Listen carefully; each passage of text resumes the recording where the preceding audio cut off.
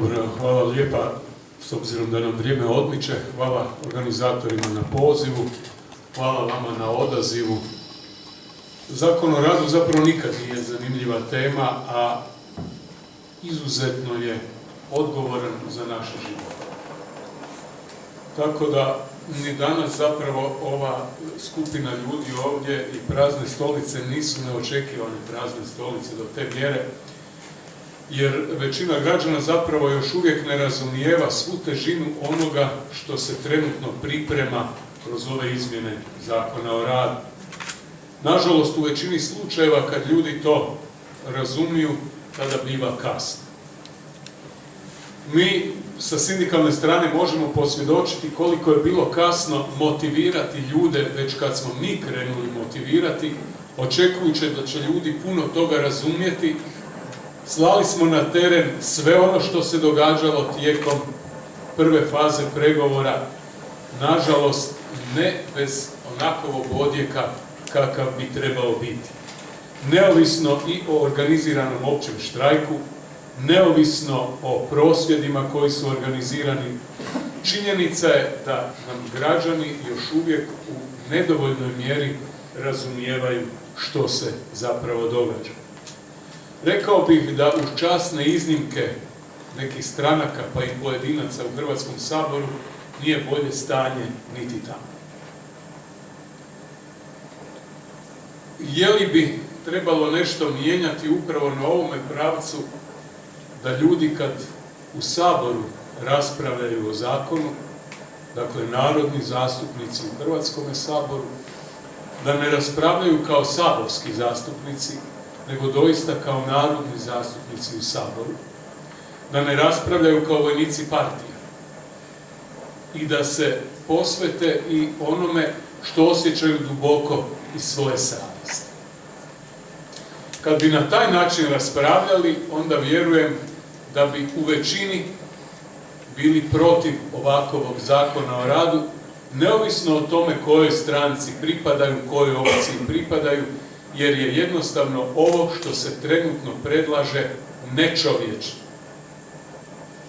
I kad sam spomenuo da će prihvatili se ovakve izmjene Zakona o radu, to zapravo značiti pomor na hrvatskom tržištu rada, da će doista preorati hrvatsko tržište rada, onda to nije bila tek figura, nije bio tek puki izričaj, nego je nažalost stvarnost.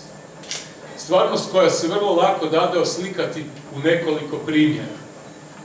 Prvo, sindikati su načelno od početka bili protiv uopće pregovora o izmjenama u Zakonu o radu, jer je Hrvatski zakon o radu 2009. kao jedan od uvjeta za zatvaranje jednoga od poglavlja tijekom pregovora za ulazak Hrvatske u Europsku uniju bio usklađen s europskom pravnom stečevinom, sa smjernicama ili kako se nazivaju u Hrvatskoj direktivama Europske unije. Dakle, Zakon o radu da nije usklađen, Hrvatska ne bi još ni dan danas bila članica Europske unije. Prema tome, jedino što je trebalo činiti u prvoj polovici 2012. pa nakon toga i u samom dijelu 2013. godine pod kraj, bilo je da se s obzirom na jednu od smjernica koja regulira Europska radnička vijeća i koja su međuvremenu mijenjala, da se taj dio uskladi u Zakonu o radu, jer su uvijek sve zemlje članice Europske unije dužne svoje zakonodavstvo usklađivati sa smjernicama, sa direktivama Europske pravne stečevine, odnosno Europske unije. Ništa drugo nije bilo nužno. Ministar Mrsić je tada javno rekao i nama na sindikalnoj strani da se u ove dodatne izmjene treba ići iz dva razloga. Jedan je da se olakša poslodavcima restrukturiranje i drugi da se dodatno zaštiti radnike kako ne bi ovako kako je sada zakon napisan bilo toliko zlouporaba i da neke od odredbi treba urediti jasnije, treba snažnije zaštititi čak i pojedine grupacije, ali ciljano da se dodatno zaštiti radnika s obzirom na sadašnje stanje. Mi smo prihvatili uz obrazloženje da se pregovarati može pod uvjetom da se ide sa jasnim argumentima, sa analizama i da praktički to treba rezultirati nekakvim rješenjem. Na kraju se pokazalo sve to skupa jednom velikom opsjedom, prevarom.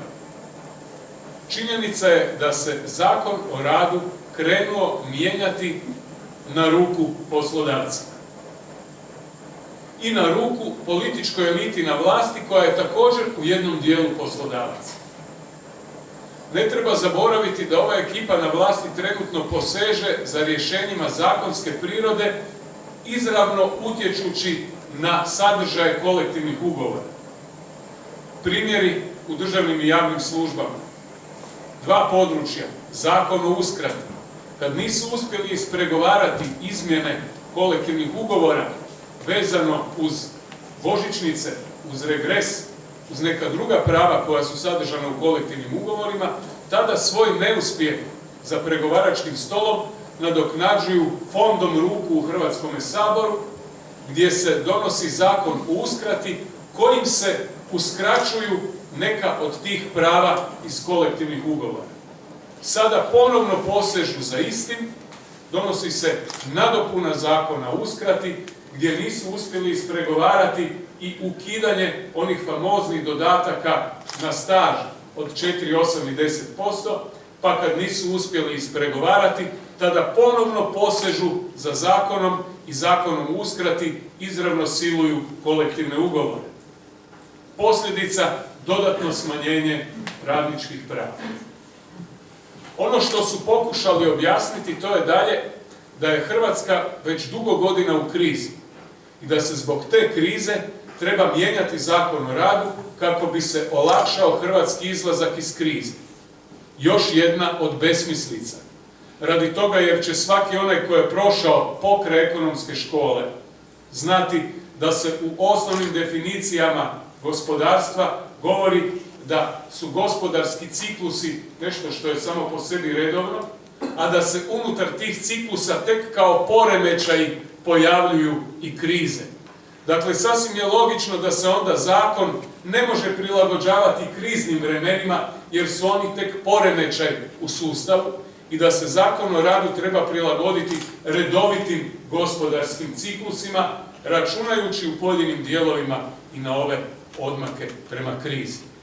Sada, prilagođujući zakon krizi i nesposobnosti političkih elita na vlasti, ne samo ove nego i ranijih, i jednako tako nesposobnim poslodavcima, izravno se pogoduje smanjenju prava hrvatskih radnika u krizi, a da se pri tome apsolutno ničim ne jamči da će to dovesti do bilo kakvog izlaska iz krize, jer ni neće. Kao što pogrešna gospodarska politika vodi zatvaranju, a ne otvaranju radnih mjesta. Kao što se u Europi pokazalo, prema svim analizama, da gdje god se vodila ova rigidna politika odricanja od potrošnje, da je to dovelo do produbljenja krize, jer odricanje od potrošnje znači smanjenje potražnje. Smanjenje potražnje znači smanjenje proizvodnje. Smanjenje proizvodnje znači gubitak radnih mjesta. Tamo gdje se god išlo s poticajima, s potporama potrošnji, tamo se uspjelo gospodarstvo očuvati i na neki način pokrenuti pravce. To što je Njemačka uspjela i što još uvijek nameće Europi zapravo je nešto sasvim drugo. Njemačka u ovoj situaciji ima dvije stvari. Prvo, ona kreće u ovo smanjenje potrošnje u izrazito visokoj razini potrošnje koju ima s obzirom na kupovnu moć. I drugo, sve ovo što zapravo gubi u tome uspijeva nadoknaditi snažnom izvoznom ekspanzijom. Međutim, i to je politika kratkoga daha. Jer koliko dugo će moći tom snažnom izvoznom ekspanzijom nadoknađivati propuste u unutarnjem gospodarstvu i smanjenje domaće potražnje u uvjetima u kojima se ova ideja odricanja od potrošnje izvozi prema zemljama koje su izravno kupci njezinih izvezenih proizvoda. Dakle, logično je da to nema dugoročne politike pred sobom. Dodatno, zemlja kao što je Hrvatska, koja nema izvozne snage i koja svoj domaći bruto proizvod, dakle BDP domaći, temeljito ili temeljno bazira, zasniva na domaćoj potražnji, na domaćoj potrošnji, U trenutku kad se odriče te potražnje, kad se odriče te potrošnje, tada logično tone još dublje. I onda napravi još jedan loš zaokret. U uvjetima u kojima je privatni sektor poharan, uvjetima u kojima je privatni sektor izgubio 186.000 radnih mjesta u razdoblju od 31.12.2008. do 31.12.2013. u tim uvjetima dodatno zagovarati situaciju u kojoj se još smanjuju mogućnosti platežne moći i u državnim i javnim službama, koji još koliko toliko mogu jamčiti nekakav opstanak u ovom privatnom sektoru koji je već poharan, tada smanjujući tu potrošačku moć i državnim i javnim službama, državnim poduzećima, izravno dodatno udara na taj privatni sektor. Za rezultat, naravno, gubitak radnih mjesta. I kako ne znaju naći rješenja u tim problemima, tako ih traže u izmjenama Zakona o radu. I to na koji način? Dakle, već smo vidjeli da ta priča o izlasku iz krize, izmjenama Zakona o radu, tako da se pospješi izlazak iz krize, ne drži vodu. Sljedeća teza koju su plasirali i isto tako varali, da će olakšavanje otpuštanja olakšati zapošljavanje. Nikad nitko nigdje u svijetu nije uspio dokazati da olakšano otpuštanje automatski vezuje i olakšano zapošljavanje. Dodatno, da će fleksibilizacija hrvatskog tržišta rada značiti poziv ulagačima da dođu ulagati u Hrvatsku, a fleksibilizacija prevedeno sa toga na naš prizemniji građanski jezik zapravo u ovom slučaju znači oduzimanje velikog dijela radničkih prava hrvatskim radnicima. I sad je pitanje samo koga se želi privući. Ako strani ulagači ili ulagači u cjelini prigovaraju Hrvatskoj kao zemlji koja bi trebala privući ulagače, da ima nestabilno zakonodavstvo, da ima složene zakone i propise, da je porezni sustav je izrazito nestabilan, da je dugotrajna procedura za pokretanje poslova, da je vrlo visoko rangirano mito i korupcija u zemlji i tek negdje tamo između 7. i 10. mjesta plasiraju radnička prava, onda je jasno da sve ovo prethodno netko treba učiniti da bi privukao ulagača. Ali ako ne zna kako, ako to ne zna niti vlast, ako to ne znaju niti poslodavci, onda se orijentiraju onome što znaju i mogu, a to je obespraviti radnike. I onda je samo pitanje ponovno hrvatske orijentacije, za koga se to Hrvatska priprema ako želi ovakovo tržište rada. Dakle, ulagači koji nude visoko razvijene tehnologije, koji unose stabilne proizvodnje sa visokom dodanom vrijednošću, koji traže kvalitetne radnike, vjerne radnike. Ti traže zemlje koje će imati jednostavne zakonske sustave, ali ne pri tome obespravljene radnike. Jer njima, da bi uopće unijeli te svoje visoko sofisticirane tehnologije u takove zemlje, njima upravo trebaju radnici sa visokim razinama prava koje će oni vjerovati da će s tim njihovim tehnologijama dobro baratati i da će dugo vremena ostati u njihovim tvrtkama kako bi dugoročno stabilizirali svoj sustav. Njima ne pašu promjene u poreznom sustavu, njima ne paše nestabilnost zakona, njima ne paše mito i korupcija, ali im paše radnik koji ima visoke razine prava, radnik koji ima znanja i radnik koji je spreman vjerno raditi za takvog poslodavca i za dostojnu plaću. Kako naši ne znaju privući ove, tako privlače one poslodavce koji dolaze ko oni iz znanstveno-fantastičnih filmova kad haraju po planetima. Pa dođu do jedne i kad je do kraja zapravo ožmu, tada idu na drugu. Ti poslodavci koji tako dolaze, oni donose niske razine tehnologija, jeftine tehnologije koje se brzo mogu razmontirati ili čak ostaviti u tim vaznim zemljama radi toga što se mogu prodati pod staro željezo, a oni čim ustanove da negdje u njihovom vidokrugu postoji zemlja koja je još jeftinija, sa još obespravljenijim radnicima, tada bježe tamo. To je receptura MMF-a, to je receptura Svjetske banke.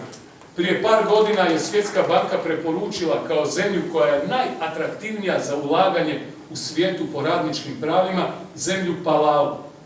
Ja moram priznat, imao sam peticu iz zemljopisa, da nisam imao pojma gdje se nalazi ta zemlja. Našli smo je na zemljopisnoj karti, to je jedna mala otočka zemljica u Tihom oceanu. nije ratificirala niti jednu konvenciju Međunarodne organizacije rada, nema zakon o radu, nema zakonom uređeno pravo na godišnji odmor, na radno vrijeme i tako redom. Dakle, to su preporuke. Sljedeće godine preporučila Maršalske otoke, ista situacija. Dakle, sad je pitanje kakvu mi Hrvatsku želimo i kakvu Hrvatsku želi ova vlast i ovi poslodavci. I jasno je onda da se radi o pogledu. Kad su nam govorili pri tome isto tako da će ovakve izmjene zakona zapriječiti iseljavanje hrvatskih radnika, posebice mladih, onda je pitanje čime? Time da će ih dodatno obespraviti, time da će im dodatno ponuditi još nepovoljnije uvjete preko agencijskog rada, time da će im još fleksibilizirati radno vrijeme. Pa ako je već takova ponuda na stolu, onda će ti mladi radnici radije otići u Kanadu, Irsku ili bilo gdje drugdje. Irska polako izlazi iz krize, ali otići će u inozemstvo i raditi će za 4 ili 5 puta veću plaću, pa će barem znati zašto su nesigurni. A na ovaj način se dodatno, zapravo, mladi ljudi na kojima bi trebao počivati razvoj ove zemlje, ljudski kapital, visoko obrazovani ljudi, koji bi trebali sutra pokrenuti zemlju za izlazak iz krize nakon što ova puhala odu negdje drugdje jer su nesposobni, bez obzira radilo se o poslodavcima ili o vlastima kao takovima, o velikom dijelu političkih elita, ti mladi ljudi trebali bi preuzeti Hrvatsku. Kako će je preuzeti kad ih ovdje nema? Kako će razvijati Hrvatsku kad ih ovdje nema? Nama pri tome proriču da starimo. Govore nam katastrofične prognoze za tamo negdje 2050. već za 2030. Govore nam o tome da smo 1990. imali na jednog umirovljenika 3 zaposlena. Danas na jednog umirovljenika 1,12 zaposlena. I prognoza još gore. Koja je to pronatalitetna politika u uvjetima u kojima mladi ljudi nemaju sigurnosti, u kojima mladi ljudi nemaju posla? Koja je to uopće politika prema obitelji kao temeljnom nositelju društva? Predložili su ovim zakonom, kažu, smanjit će se broj nezaposlenih. Čime? Time da će omogućiti poslodavcu da fleksibilno uređuje radno vrijeme do 56 sati kako je u prijedlogu. Pa tada će mu trebati još manje ljudi, jer će moći raspoređivati radnika tad kad mu paše i tada kako mu paše. Dakle, ni to neće pomagati. Na kraju krajeva i ovaj agencijski rad. Kažu, do sad je bilo muljaže jer su agencije motale i muljale tako što je po zakonu bilo uređeno da se može godinu dana raditi preko agencije, pa su onda što radili kad je istekla ta godina dana ili kad je bila blizu isteka, s obzirom da su u agencijama imali zaposlene radnike, a i dan danas ih imaju na određeno vrijeme, pa istekne to određeno vrijeme, onda taj vlasnik ima već osnovanu drugu tvrtku, pa prebaci toga radnika u drugu tvrtku, opet na određeno vrijeme, ali taj radnik ostaje u istoj tvrtki samo preko druge agencije. Imamo ljudi koji rade već po 7 godina, tako primjerice Zagrebačka čistoća. Dakle, u tim uvjetima žele još olabaviti uvjete agencijskog rada. Kome u prilog? I na kraju zapravo i oko ove presude. Zamoljen sam malo komentirati presudu koja je presedan za sada. Dakle, radi se o tome da je dosadašnje tumačenje rada agencijskih radnika išlo u pravcu da taj radnik ima pravo na plaću usporednog radnika, dakle, tamo gdje je posuđen u toj tvrtki, mora imati istu plaću kao i taj usporedni radnik i mora imati druga prava kad je riječ o prekovremenom radu, uvjetima rada i tako dalje. Međutim, ovaj sud je utvrdio da je 2009. godine u izmjenama Zakona o radu došlo i do stanovite promjene u sadržaju toga članka, tako da se zapravo orijentira da radnik treba imati, prepričat ću da bude jednostavnije, da agencijski radnik treba imati ona prava koja bi imao i da je stalno zaposleni radnik od toga poslodavca i da se na njega primjenjuje ugovor o radu ili kolektivni ugovor od toga poslodavca. Prepriča. I to je donijelo da ti radnici ostvaruju pravo i na božićnicu, i na regres, i na uskrsnicu, i na sve ono što su ostvarili i radnici iz te tvrtke u kojoj su dužni. Ako se to postavi kao pravilo, tada će doista postati manje isplativo agencijama na taj način zapošljavati radnike. Međutim, vrli ministar i njegova pomoćnica kažu da mi ipak trebamo sačekati stav, presudu Europskog suda pravde koji bi trebao reći što je to plaća. I kad Europski sud pravde utvrdi što je zapravo plaća, tada ćemo se svi u Europi o tome morati raditi. Naš je stav da već sad, s obzirom na vrlo jasnu odrednicu u zakonu, to treba primjenjivati već sad. I ono što je na kraju sama tema svega ovoga skupa, ne manje važno, to je prihvate li se ovakove izmjene zakona. Prođe li to ovako? To će značiti poseban udar, ne samo na jednu široku radničku kategoriju sada, nego i na budućnost svih skupa. Na onu djecu koja se još nisu rodila, na onu koja su sad u vrtiću, u školi ili na fakultetu. Jer za njih se uređuje sustav. A mi danas nosimo odgovornost hoće li taj sustav biti takav za našu djecu i unučad ili neće. Pa prema tome, s tom odgovornošću se moramo nositi. Posebno onaj tko će biti udaren u tome sustavu jest žena po svim osnovama.